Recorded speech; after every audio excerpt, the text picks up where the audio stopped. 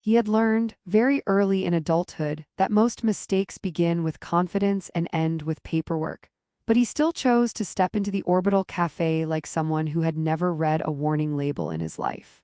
The place floated above Earth's equator, gently rotating so slowly that most patrons forgot they were technically falling.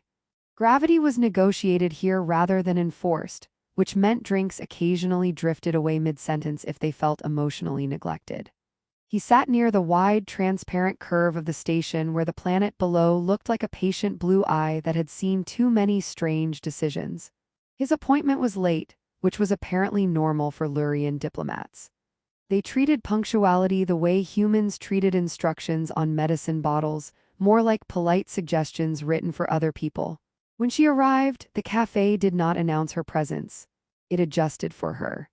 That was the first thing he noticed. The lighting shifted slightly, not brighter or darker, but more attentive, like the room had suddenly remembered it was in the presence of someone important and hoped she wouldn't notice it had been distracted earlier. She looked human at first glance, in the way a reflection looks like you until you realize it is standing slightly behind you. Long ears curved down along the sides of her head, not floppy but deliberate, as if they had their own agenda and occasionally voted against her decisions. They moved subtly when she walked, reacting to data no one else could hear. She stopped at his table. He stood up too quickly, which caused his chair to interpret the motion as rejection and slowly drift backward in emotional protest. "Ambassador trainee Elias Cade?" she asked. "Technically I'm not a trainee anymore," he said. "They promoted me to temporary negotiator pending fewer disasters." Her ears tilted a fraction. "That is not a recognized rank. It's more of a motivational concept." She studied him for a moment longer than socially comfortable, which in human culture meant either attraction or the beginning of a lawsuit. Then she sat. Up close, he noticed her eyes weren't just reflective, they were layered, like light passing through multiple decisions before reaching the surface. She placed her hands on the table, fingers relaxed in a way that suggested she had never once fumbled a diplomatic crisis out of nervousness. "I am assigned to observe human relational customs," she said. He nodded too quickly again. "Right, great, love those, very observable." A pause. "Specifically," she continued, "bonding rituals classified as exclusive pair formation." He blinked. "You mean dating? Your term is imprecise but statistically acceptable." "Yeah," he said, leaning back slightly, "that sounds like dating. Unfortunately, humans do it without statistical approval all the time." That earned him a look, not anger, not confusion, more like she had just discovered an unexpected variable in a controlled experiment and was deciding whether it was a feature or a problem. He decided to fill the silence before it filled him. "So, welcome to Earth. We apologize in advance for everything. That is noted in your cultural briefings," she said. "It appears frequently." "Yeah, it's kind of our thing." The waiter drifted by at that moment, which on this station meant literally floating past while pretending not to listen. He left 2 cups of something glowing faintly blue, then immediately pretended he had urgent business elsewhere, like observing a wall. She took 1 sip, paused, then said, "This beverage is attempting to simulate calm." "That's herbal tea," Elias said. "It's basically emotional insulation in liquid form. I detect minor neurochemical stabilization agents." "Yeah," he said, "we call that Tuesday." For the first time, something like amusement crossed her face. It didn't fully become a smile, but it leaned in that direction, like it was considering the idea but hadn't signed the contract yet. "You humans frequently use chemical support to manage emotional fluctuations," she said. "We prefer to call it snacks and optimism." She set the cup down carefully. "I am told you are responsible for negotiating the Earth-Lyrian cultural exchange protocols." "I was told that too. I think we were both misinformed." A faint sound came from her throat. It might have been laughter or a system diagnostic failing gracefully. They talked. Or rather, he talked, and she recorded meaning in real time without appearing to. He explained human customs the way someone might explain weather patterns to a species that had never experienced disappointment caused by forecasts. She asked questions that were precise enough to make him reconsider whether humans were actually the more chaotic species or just the louder one. At one point, he tried to explain sarcasm. She paused for a long time after that. So, she said slowly, humans communicate contradiction as entertainment. Pretty much. That is inefficient, but fun. Her ears shifted slightly, almost like they were arguing among themselves. Fun is not a recognized diplomatic category. You should really add it. It's responsible for at least half our decisions. Outside the station, Earth rotated quietly, indifferent to their conversation, as if it had heard worse. He noticed then that she wasn't just observing him, she was adjusting. Small changes in posture, timing, response delay, like she was tuning herself to a frequency she hadn't expected to find useful. He didn't know whether that was comforting or alarming, so he chose curiosity instead. You said you were here for bonding rituals, he asked. Yes. And you're just watching? That is the initial phase. What are the other phases? She considered this. Classification, evaluation, authorization, regulation, occasionally emergency containment. That escalated faster than I was emotionally prepared for. A small pause. You are reacting humorously, she observed. I'm reacting survival-ly. That is not a word. It is when you're me. She leaned slightly forward then, just enough for the room to feel like it had become more confidential. On Luria, she said, bonding between individuals is not an informal act. He nodded slowly. Okay, it is a structured alignment between political systems. Still okay. A declaration of bond affects treaty stability. He stopped nodding. Wait. Her gaze remained steady. A misaligned bond declaration can be interpreted as territorial interference. He blinked. I'm sorry, did you just say dating can be an act of war? We do not use your term dating. Right, sorry, I forgot I was speaking to the Department of Emotional Physics. Her ears lifted slightly, a gesture he had not yet learned to interpret but suspected was equivalent to raising an eyebrow and drafting legal documents at the same time. In your culture, she continued, what is the significance of asking another individual to form an exclusive bond? He hesitated, then shrugged. Usually it means you like them and want to see if they also like you without anyone launching missiles. That is unexpectedly peaceful. Yeah, he said. We try. She looked at him for a moment longer, then reached into a small device near her wrist. It unfolded in midair, projecting faint geometric lines that hovered above the table like a decision waiting to happen. He pointed at it. Is that going to explode? It is a contextual interpreter for interspecies emotional intent. That didn't answer my question. It will not explode unless misinterpreted by 3 or more governing bodies. Ah, comforting. She studied the projection, then him, then the projection again. Her ears shifted into a more upright position. You are expressing high-frequency bonding intense signals, she said. I'm sorry, what now? Your speech patterns, proximity behavior, and neurological stress markers indicate proposal readiness. He laughed, not because it was funny, but because the alternative was recalibrating his entire understanding of reality in real time, and laughter was cheaper. I'm not proposing anything, he said. I just sat down for tea. She tilted her head slightly. On Luria, shared stationary tea consumption in orbital neutral zones precedes formal commitment declaration in 72% of observed cases. That feels like an overconfident statistic. It is highly reliable. He stared at her, then at the floating projection, then at the tea that now felt like it had opinions about his future.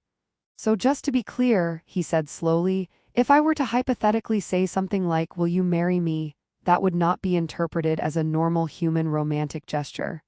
Her ears stiffened slightly. A pause expanded between them like a newly discovered law of physics. She placed her cup down with extreme care and said very calmly, you just started a war. He did not move for several seconds, which later in official reports would be described as strategic stillness, though in reality it was closer to his brain attempting to restart itself like a malfunctioning household appliance. I'm sorry, he said finally. Did you just declare war because I asked a question? She did not answer immediately. Instead, the cafe subtly changed again, not visually, not audibly. Something more like probability shifting its weight. The other patrons, 2 asteroid miners, a drifting poet who had been writing sonnets in orbital dust, and a bureaucrat who looked permanently tired even in zero gravity, began to slowly, very politely, pretend they were not listening at all. One of them even pretended to sleep in a way that felt performative.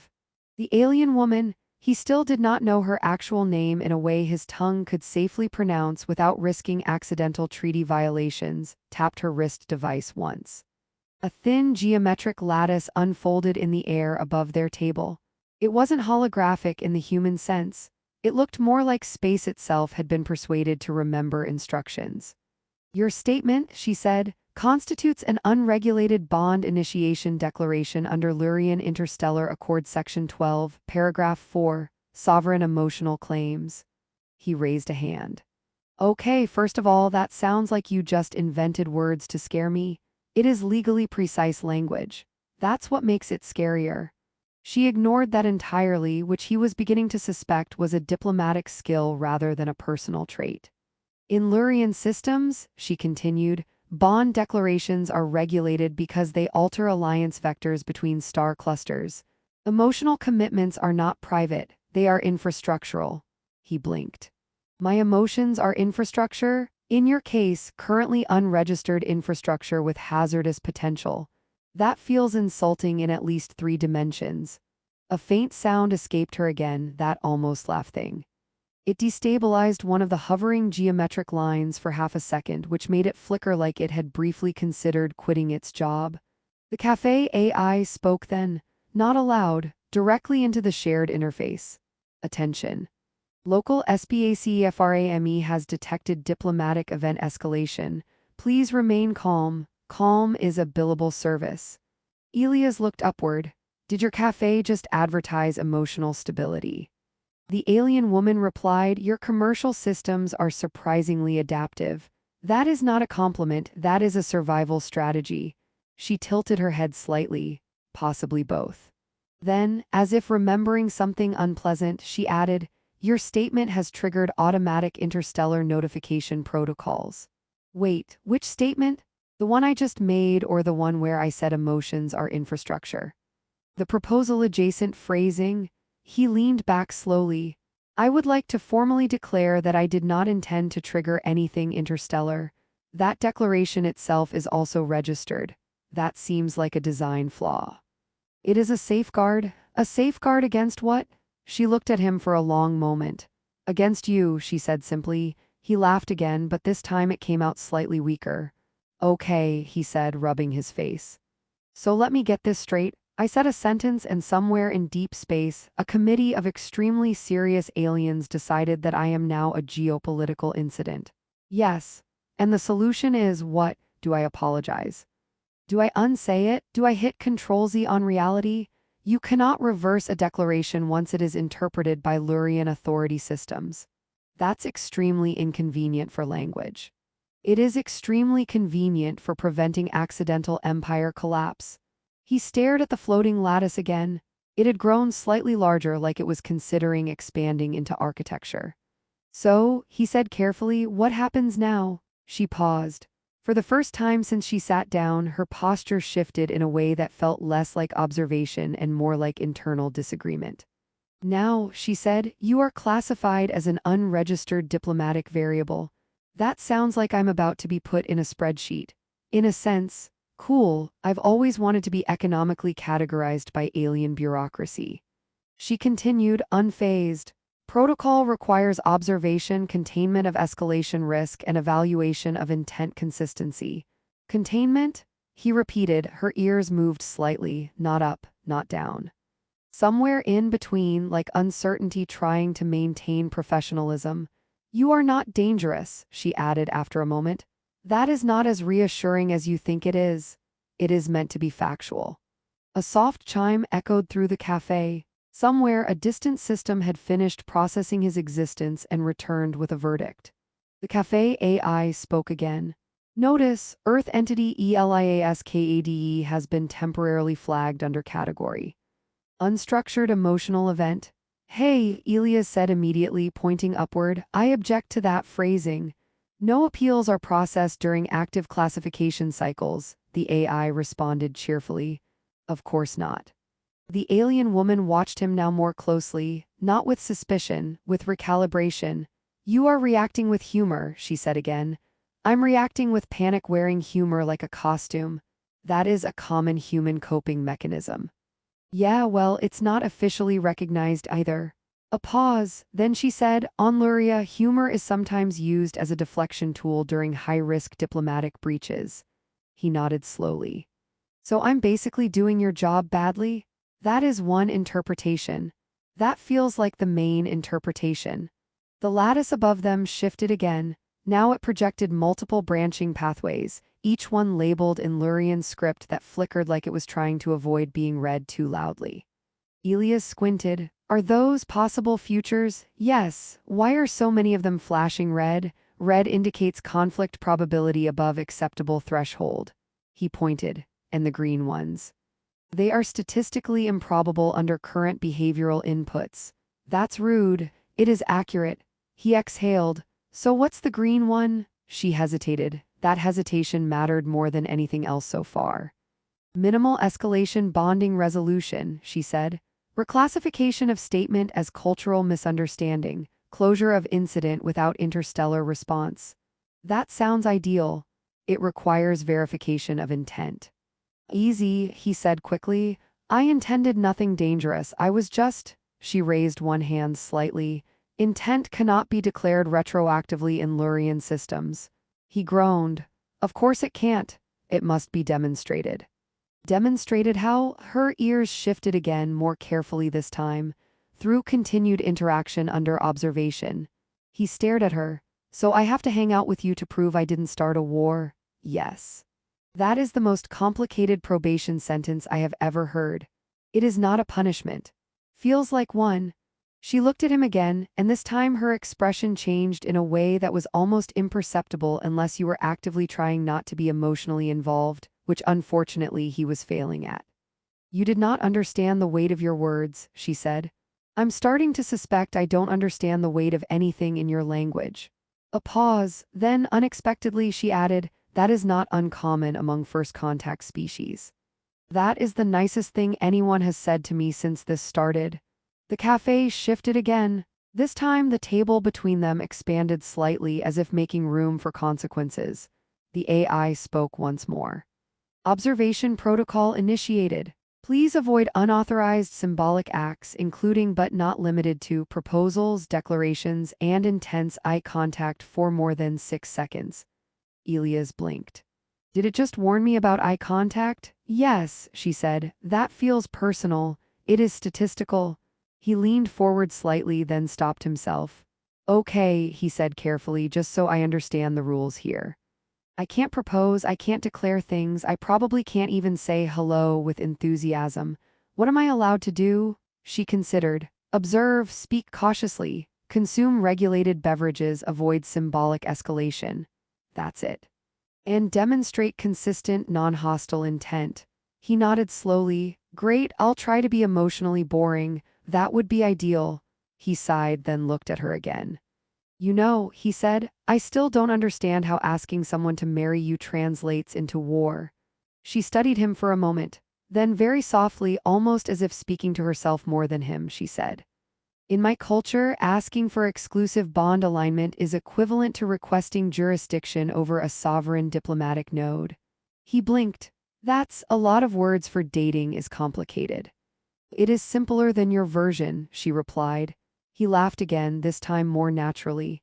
Yeah, he said, I think I accidentally started an interstellar incident because I skipped reading the fine print on love.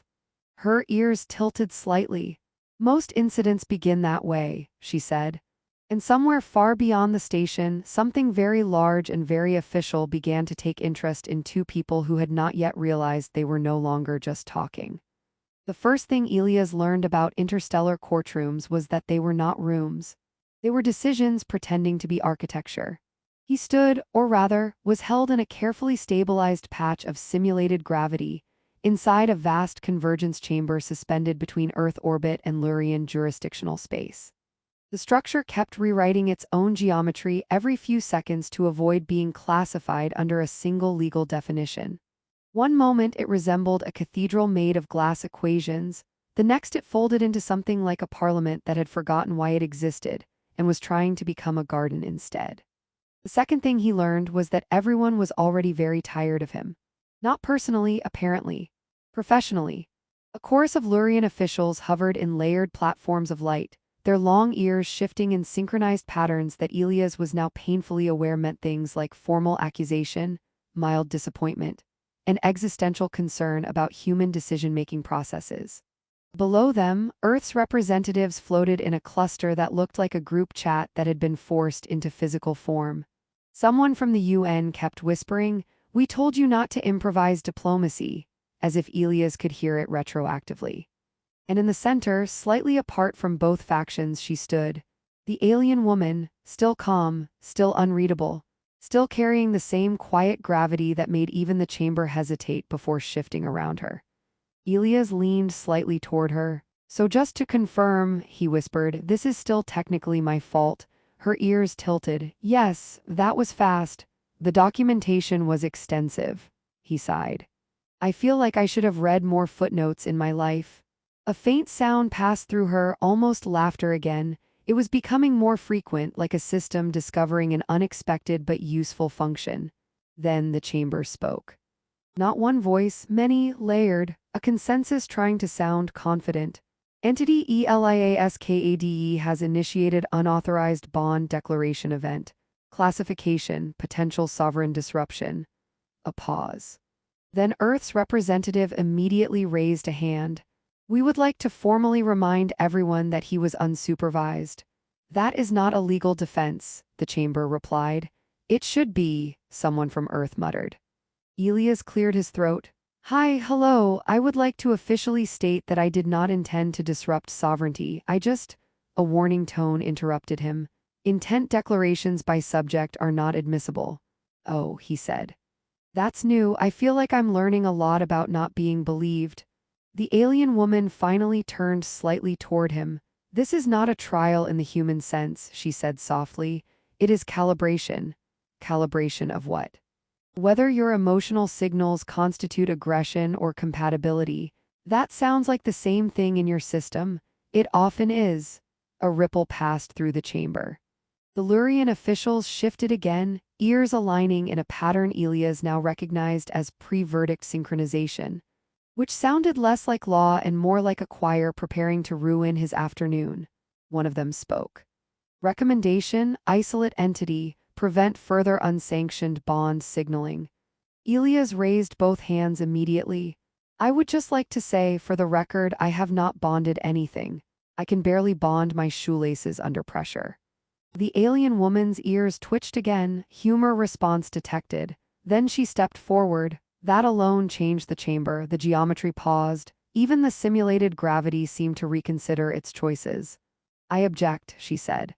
A rare silence followed. Even Earth stopped whispering. A Lurian official tilted their head.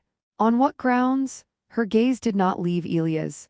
"Intent inconsistency," she said. Elias blinked. "Is that good or bad?" "Legally ambiguous," she replied. "Of course it is." She continued, "The subject's declaration triggered classification under bond initiation. However, observational data does not support structured sovereignty intent." A pause. "He did not understand the law," she added, "but he did not attempt to exploit it either." Elias raised a hand slightly. "For the record, I don't know how to exploit anything in this system except accidentally." That earned a ripple again. Not laughter exactly, but something adjacent. The chamber processed. Long silence. Then, request clarification of emotional signature. Elias frowned. "My what now?" The alien woman turned slightly toward him. "They are asking what you meant." "Oh," he said, "that's easy. I meant I liked her." A pause. He continued, now slightly more careful. "I like talking to her. I like that she doesn't pretend not to understand things she does understand. I like that she makes everything feel like it's happening in a different set of rules I didn't know existed. And I guess I thought asking her to marry me was the human way of saying I don't want to lose that." Silence again. Longer this time. Somewhere Earth's representative whispered, "That is actually kind of," then stopped themselves. The Lurian officials shifted. Then, unexpectedly, she spoke. "His emotional output is consistent," she said. Elias blinked. "That sounds like I'm a factory machine." "It is a compliment."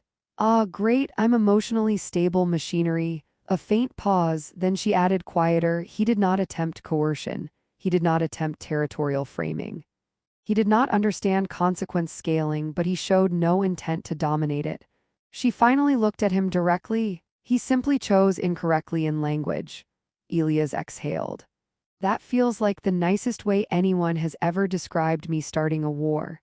The chamber processed again, then, slowly, reclassification proposal accepted for review, NON hostile emotional misalignment event. Earth's representative immediately exhaled loudly. We'll take it. Too quickly, someone else whispered. Shut up, they replied. The Lurian officials recalibrated. The ears shifted into softer patterns now, less rigid, less accusatory. The chamber itself loosened, geometry becoming less like judgment and more like uncertainty. Then the final voice spoke. Subject ELIASKADE status update required. A pause. Restricted classification removed. Elias blinked. So I'm not a war criminal? You were never classified as such, the alien woman said. That is the least comforting technicality I've ever heard. Another pause. However, she added, you remain a high-impact emotional variable. Feels like a promotion I didn't apply for. The chamber began to dissolve its formal structure. Platforms loosened. Officials withdrew into more relaxed formations. Even Earth's cluster stopped looking like a panic meeting and started resembling something closer to exhausted relief. The crisis apparently had been downgraded to ongoing awkwardness. Elias turned slightly toward her. So, he said, do I get deported, erased from existence, or politely ignored forever? She considered, then said, you are assigned observation clearance. That sounds like probation but with better branding. It includes supervised interaction. With you, yes, he nodded slowly. That seems like a bad idea for the galaxy. It has already been approved. Of course it has. A pause passed between them, no longer tense, just uncertain in a different way. He scratched the back of his head. So I didn't actually start a war. You started a classification event. That feels like starting a war with extra steps. She tilted her head. You also ended it. Did I? You demonstrated absence of hostile intent under observation. He laughed once. So I'm basically cleared because I'm bad at being dangerous. That is one interpretation. I'm going to put that on a certificate. She stepped slightly closer. The chamber no longer reacted. That was new. Elias Cade, she said. He stiffened slightly. Yeah, you asked a question without understanding its jurisdiction. Yeah, I've been told, and yet your intent was not destructive. He sighed. I think that's becoming my brand. Her ears shifted softer now, less formal. In Lurian systems, she said, bond declarations require structured consent protocols, treaty alignment, and multi-system approval. Sounds exhausting, he said. It is. A pause. Then she added, however, your culture treats it differently. Yeah, he said. We kind of wing it and hope nobody starts an interstellar incident. A faint sound again, almost a laugh. Then she said, your proposal is invalid under our law. He nodded. That's probably for the best. But she continued, your emotional intent is registered. He blinked. Is that bad? It is not categorized. That feels worse. She looked at him for a long moment, then very quietly, I will continue observation. He let out a breath he hadn't realized he was holding. Cool, he said. I promise to try not to accidentally declare war again. That would be statistically advisable. A beat. Then he added, also, for the record, if I ever do propose again, I'm going to read at least one manual first. That would be insufficient, she said, encouraging. The chamber finally fully relaxed into departure states. Authorities dispersed.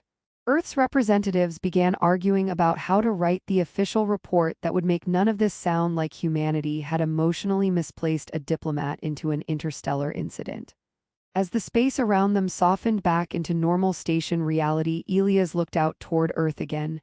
Still there, still indifferent, still somehow involved in everything. He turned back to her. So, he said, does this mean we're, what, friends under surveillance?